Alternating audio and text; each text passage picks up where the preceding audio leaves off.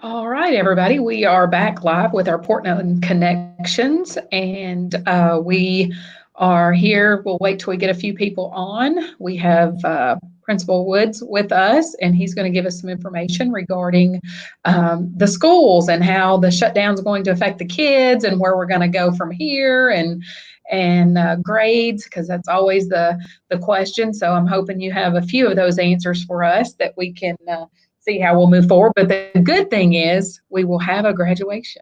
So, uh, We've got a graduation scheduled. yes, That's for sure, and we we're hope it being happens. positive. That's right. We're being Yes, positive. So, yes, so, but Mr. Woods, how are you doing? doing good, doing good. Yourself? I'm good. I'm working from home and the office some, kind of running Yeah, back and forth. So, just don't really have a home at the moment. yeah. I've got two offices. I've got the truck here, which I'm in today, and in the school office, and I'm back and forth between those two. So, but I've got a fourth grader and a seventh grader in the house, along with my wife. So things like this, I have to try to find a quiet space, and this is about it, really. Well, sometimes any quiet space is a good space. That's it. So, but what information do you have for us on the high school and the grading and maybe even the seniors? What have you guys kind of worked out for? Okay, so the state board met April, I think it was 9th. It was Thursday afternoon, and came down with some guidelines for the schools to send out. Took kind of a day or two to decipher that. And K through 8, it really didn't change much, but high school did, just simply because kids are getting ready to graduate. So let's start with class of 2020, the seniors. Normally in Sumner County, they have to have a minimum of 26 credits to graduate. That's been dropped to 20. And it's specific in what it is, though. You have to have four math, four English, three science, two social studies, and that gets you to 13. And then the other seven are electives. And so most of the seniors are going to be fine with that. The ones that might be in a little bit of trouble and have some more work to do coming down the home stretch are going to be those that somewhere along the way were in the middle of taking that fourth math credit or English credit, or if they had failed one of those two prior and need to make it up through credit recovery. That's typically where they get jammed up a little bit because the state requires 4 years of high school, four English, four math, one per year. And so if you don't keep up with that, it can get a little time consuming. You got to figure it out. For the most part, 235 people are graduating. We had 72 graduate at Christmas of that number. I was talking to Miss Meadows the other day, and our counselors, we got about 15 to 20 we're really going to have to keep our eye on here between now and end of May and make sure they finish those credit recoveries. But that was a biggie. Of course, they waived the ACT requirement for seniors. And quite frankly, they've already waived ACT requirement for next year's senior class because the juniors were supposed to have taken that thing at the end of March, and they obviously didn't get the opportunity. So that's really it for the seniors, just knocking the credits down to 20, and then we're waiving the ACT. Oh, they also had the legislature put in where everybody had to pass a 50-question civics test in order to graduate a few years ago. I know you're looking at me going, what? Trust me, it's a lot of stuff. But they've waived that too. So we can thank William Lamberth and the group for that. Was that typically done their senior year? It can be done anytime, but we've been doing it either their junior or senior year out of their history classes, government or econ and history.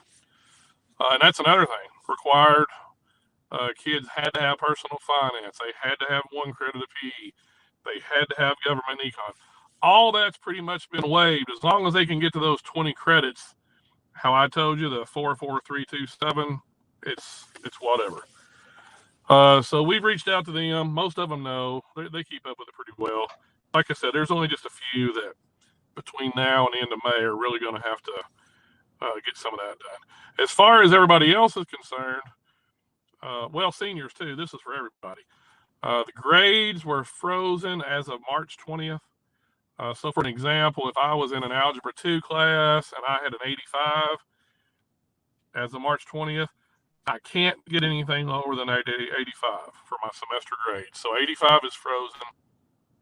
But they did put a clause in there about potentially being able to raise them. So what we've done in Sumner County, we've come up with a plan, which I sent out to my teachers last week, and it went out to everybody else today. Over the next 5 weeks, they're going to have an opportunity to gain what's called enrichment points. They don't have to. So if I'm good with my 85, I can keep my 85.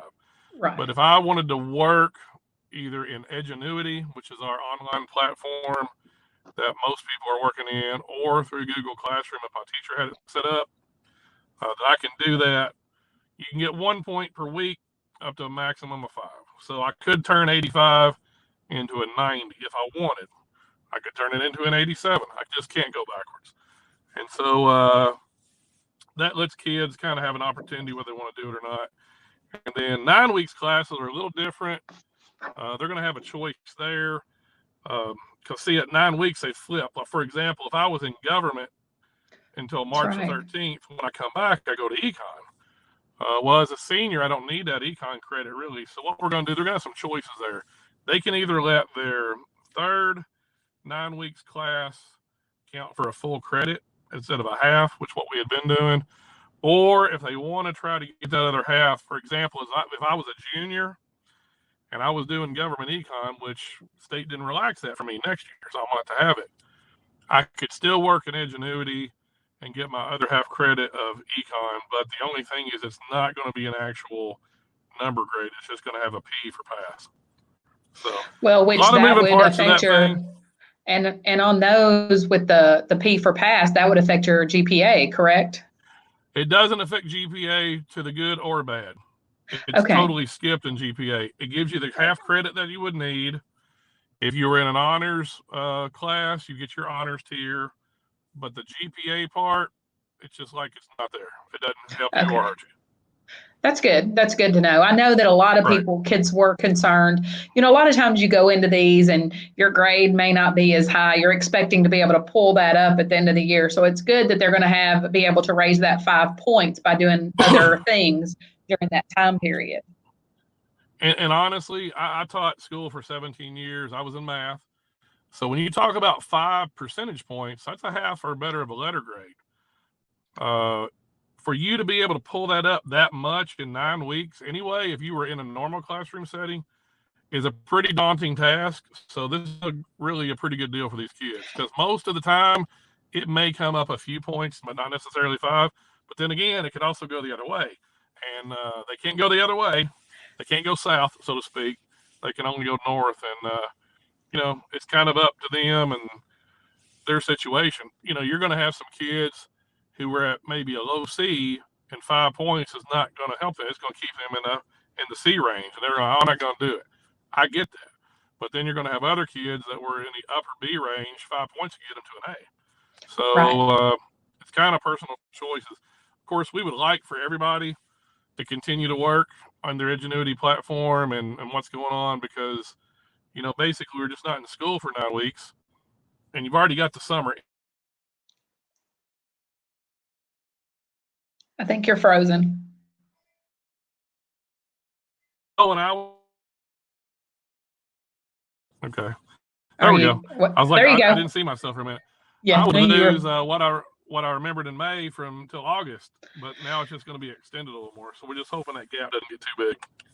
Right. I do know that is always a challenge, bringing them back from summer, and now you've got extra time. And then they also missed some classroom time. So I know that's always a challenge for the teachers when they come back. And then with the kids having the option to do work right now, high school is probably less likely to do those than the younger students, because the younger students sometimes are looking for things, their parents are looking for things to keep them occupied. So I would say it's a little more difficult to engage those high school students to do those online unless you do offer them some kind of credit. It is, and it's hard to engage them sometimes on a normal day. I mean, it's just This what is it is. true. You know, we were laughing like, I had one. Talked to one student last week, and they had missed a ton of days this year, and they were all upset school wasn't back in session. I said, well, you don't come anyway, and she said, well, but now I would. I was like, what? Didn't make any sense to me, but the fact that she Well, had the choice not to come was different than when somebody took it away from her. So yes, it was right. funny. It is amazing how they they want off, but not off all the time because they want that Right. social interaction is really what they're wanting, and that's what everybody's missing, I believe. Right. We used to complain all the time that kids weren't socially interactive anymore, that they were always on their phones, and instead of actually talking to each other, they would text even if they were across the room, and that used to drive us nuts. But now we're seeing that there's only so much phone and text time until they get tired of that and need the social interaction. So maybe if there is a silver lining in all this, that might be it. Yes, I believe so. Also, if you're watching, comment over on the comment section because if you're commenting, then you will actually go in to win 2 lunches from Delaney Street Eats, and we'll also be giving away a shirt from Graphic Obsessions, the spread. Local love 37148 shirts that and you will actually be able to choose what business you want to support and to give your extra funds to for that shirt. So go ahead and comment over there. Whatever you can ask us a question. He'll be glad to answer any questions if he has the answers to those. Because I'm sure that just like everything else right now, it's all changing still.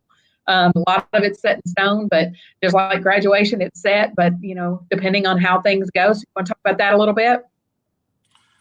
Yeah, that came down. Golly, I guess Wednesday afternoon last week. Governor Lee came on and recommended all the schools be closed to the end of the year. So as soon as that happened, Dr. Phillips got us all on and wanted to knock out what we're going to do with proms and graduations because the 3 main questions that Mr. Langford's been getting on his Facebook Live has been prom, graduation, and when is kindergarten registration? I cannot answer kindergarten registration. Do not know. But high school graduation for Portland is going to be Saturday, June 27. Same normal time, 10 in the morning, same venue, Ohio Baptist Church. All the graduations are set that week, starting with White House on the 25th and ending with us on the 27th. And, time will tell. We hope that holds. It's still quite a ways out. All the talk right now and all the news channels are about getting the economy up and going and taking the proper precautions. I don't know exactly what it'll look like. People have asked me, are so many people going to be allowed in? Is it just going to be for families? I don't have any of that information. Right now, we're hoping we can have it normal like always. But the other questions I don't know the answer to. And then Well, and prom, I also think that's ever changing. it Just, is. I mean, every week, the governor comes on every day and he talks about what we're doing. And I think he just spoke at 3 o'clock. So he's looking at relaxing some of those. He's not going to extend the stay at home order, but that does not mean that everything is going to be open and running. Right. They're going to do a phase through and phase in, and things could continue to improve, or we could have another spike. So that could change things as Right. well. Yeah, and like you said, you make these long range plans, but in 3 days, a week, 2 weeks, it could all change. So that's long range. Um, we were going to hand out cap and gowns with Jostens this week on Wednesday, I believe it was, from 1 to 4 in front of the high school. But because the stay at home order is in place, we're going to move that until I think it's the 5th of May. I'm going to look, maybe 6th. I've got to call Chad. But either way, what we're going to do, once I know the date for sure, I'm going to put it out on social media, and we're just going to let kids kind of come through the front of the high school, just like we've been doing with the lunches. And they'll pull up and say, I'm David Woods, I want my cap and gown, and Justin is going to be there to get those out to them. Because even though we're not graduating till the 27th, parents are going to want those, do pictures. We won't have the cords and stoles at that time because some of those, no kidding, if we graduate on the 16th, we've gotten those things on the 15th before. So we may not have those to give out, but we do have cap and gowns. He's got those, and he's going to bring them. I think it's May 6th from 1 to 4, but I'll have to double check that. Like I said, it'll be out on all our social media accounts. Right, and we'll share that as well. Also, so what about yearbooks and school pictures? Has all of that taken place, and have they purchased those? Have they received those? Where are we on those? Well, the school pictures, just headshots were over. The thing with the yearbook, which I'm need to talk to her and find out what we're doing, is we basically missed all the spring sports. So I don't know what we're going to do for those pages. We have a faculty talent show that kind of goes in there. We missed that. Graduation's not till June 27, and prom. All the high schools technically canceled prom because one didn't want to be having it and the other's not, and be drugged through the mud and all that. However, my prom at Portland is run by parents anyway. And so I talked to the lady in charge of the parent committee, and she's like, well, what if we decide we want to do? I say, look, you just can't run it through the school. So if you guys as a parents group decide you're going to have a dance for them somewhere, sometime when it's safe, and you want to do that, I can't stop you. So I think they're still wanting to do that. The difference is we're just not going to be selling tickets at the school and running money through the building. So it may be a dance or prom run by the parents. It's just not technically Portland High School. And that usually goes in the yearbook too. So I've got to talk to her and see. Our yearbooks usually are finished right after graduation. They're finished. They wrap them up, send them to Johnston's. They print. They come in around the 1st of August anyway. So seniors has had to come back and get them, and the underclassmen get theirs. But this might be one of those years where she has to try to include graduation and the non-official prom and push it to where they may not come in until October, November. We haven't got that far yet. So I didn't realize. So the yearbooks they don't get those at the end of the year. They wait until the beginning of the next year. Right. When I was in high school, we did. We did not include prom and graduation in our yearbook. Right. It was flipped over to the next year. At Portland, for years, they've included the whole year and ordered them at the end and got them at the beginning of the next school year. So some people do either way. Well, the good thing with that is you do get to have the entire year, and you get to have all of your senior things in there. So again, I was unaware. Of course, it's been a while since I graduated, and even since my kids graduated. So, but yeah, that's always a good thing, and hopefully this will also give you time to decide what you can do with those pages and how you can do something with that. But the teams were chosen for those sports. Were there team pictures, just not any action shots? Is that? There may be a few action shots out there because I think baseball got in 3 games. Softball got in. See, they went on the week of spring break when all this was going on to Gulf Shores. They got in a few games. There may be a few out there. I don't know that soccer got in any games, to be honest with you. And I know track didn't have any of their meets. And I don't think they had their team picture days as of that point yet either. So, it may be one of those deals where if things loosen up and we get to June and some of the kids are still around, maybe we can get them together to do some pictures. There's still just so much unknown, There is. I mean, even though it seems like, school's canceled, there's still a lot of moving parts that are there to actually close out the year. So have you been able to schedule all the classes for next year, or where are we on that?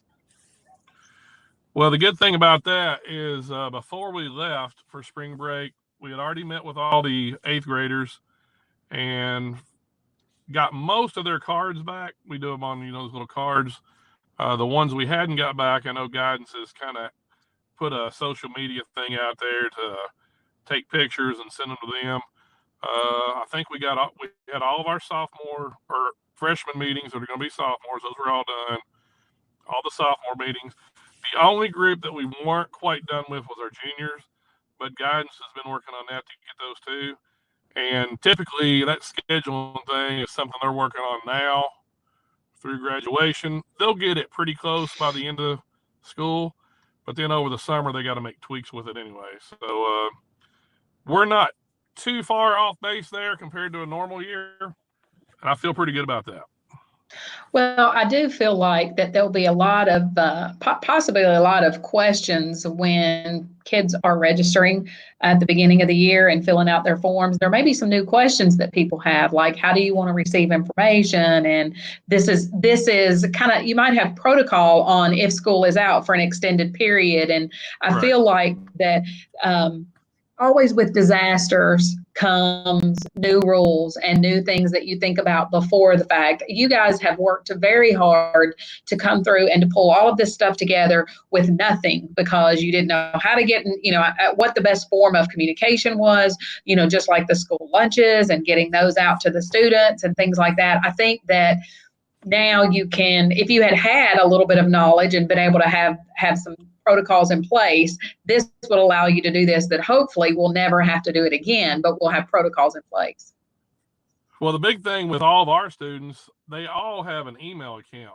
Sumner County Schools, if you're a student, you have an email account set up. But the thing is, with teenagers, they don't do email. They're on TikTok and Instagram and those things. And so my teachers have tried to reaching out to them via their email that's in the Skyward system at the school, and they're not getting any response because kids aren't checking it. So one thing we're going to have to teach everybody as when we get back into school is how to check that email and how to respond to it and keep up with it, because that is a huge lifeline for us in getting in touch with them. Now the parents have emails too, but not all of them include those when they register, but the kids all have them. And so I also think that this prepares them for the future, because I could not live without my email. Anytime I have a question, I send an email. So it's the fastest way of communication for me. And the fact that, especially for the seniors, they're going to be going into the working world or to college, and college uses them as well. So hopefully this is a learning experience for them, that because you're kind of shut off from the world if you don't have that form of communication. When I was growing up, you could look in the phone book to find somebody's phone number. They don't have phone books anymore, and nobody has a house phone, so those phone numbers aren't listed. So it is not something that you can just pick up the phone and find somebody's phone number easily and contact them like that. So again, I think that everybody's learning new things, learning how some of these things are so important. What have you found that has been the best tool for you to use, whether it's with the teachers or with the students, or enable to keep your schools running? Well, with my teachers, we communicate, I communicate with them via email probably 90% of the stuff anyway. So they're all very aware about checking their email a couple times a day, see if there's anything. But I've been holding weekly video sessions with them, kind of like this, through that Zoom platform. Luckily for me, I re-enrolled 2 years ago to go back to school for some graduate stuff at Lipscomb, and they started using Zoom, so I knew about it. But a lot of people didn't know about it until this pandemic, but we've been using Zoom. That's been my best two things. For teachers in the high school world, they've emailed for sure. I know some of them are set up through Google Classrooms, which that probably is going to be a thing we look forward to a little bit more in the future. And then, of course, through the Remind app, they've been doing that quite a bit, trying to get in touch with them. And then there's phone calls too, but that's another thing. Not checking emails and not answering phones in the world of text messages and TikTok, it's kind of weird. But I think moving forward. Do you have a group on your Remind of just the students, so you could text this, like each class, like say you could text the seniors, or you could text all of the juniors or all the sophomores? Similar. We have a thing through Sumner County Schools called School Messenger, and it's populated through our school data management system. So, and it uploads every night. So if I wanted to, like this morning, I sent out one to the entire school, all 1,134 people, about the enrichment points we were just talking about. But I could do it by class if I wanted to, and I've got my teachers set up in a different one. So that's how I can get it out. I also have we paid quite a bit of money a few years ago, 3 years ago, for a school app that's on the Google Store and the Apple App Store. It's just the Portland High School app. You type in Portland High School, you can download it to your smartphone just like anything else. And I have the ability on there to push out notifications. So anything important like that, I will push those out. I've tried to really push that out, like when parents come in.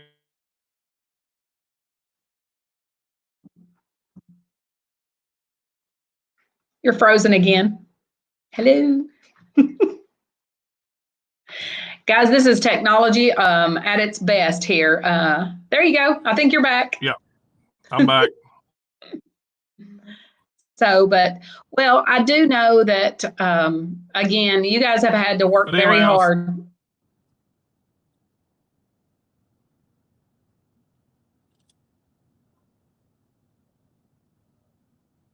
Are you there?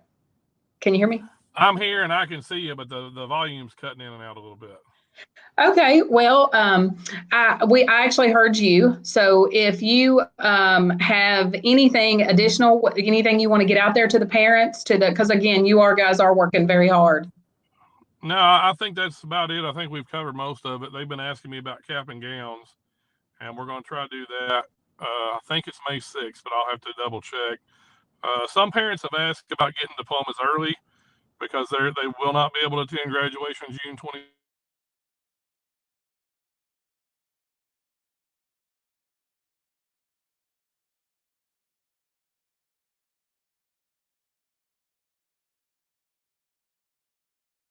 Mr. Woods, can you hear me? Well, it looks like he's frozen again. I'm going to take this moment to make sure everybody comments on this on the comment section, because you're going to draw for tickets to Delaney Street Eats. Last week, our winner for the barbecue pit was Beverly Purdue. So Beverly Purdue, you have won 2 meals from the barbecue pit, and we'll send you information on how to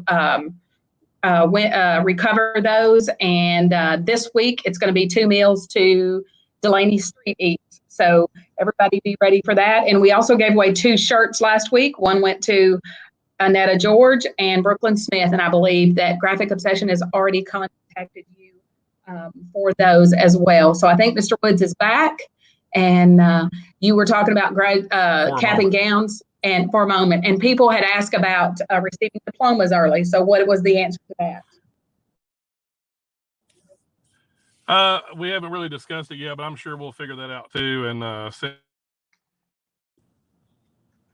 all right. Well, again, we do appreciate you coming out and being here with us, and hopefully we're going to get through it. And I'm really excited about the kids being able to have graduation and possibly prom. I'm glad that you're able to work on that non-school prom, but right. A prom through the parents. So the parents are working on that, from what I hear. So yes, and I think that I actually was contacted by one of them as well. So I'm glad that somebody stepped up and is ready to hopefully make that happen as well. So if you need anything, you let us know. We'll get out any information that you want to, and we appreciate you joining us. Thank you. See you later. Thank you. Bye-bye. Bye.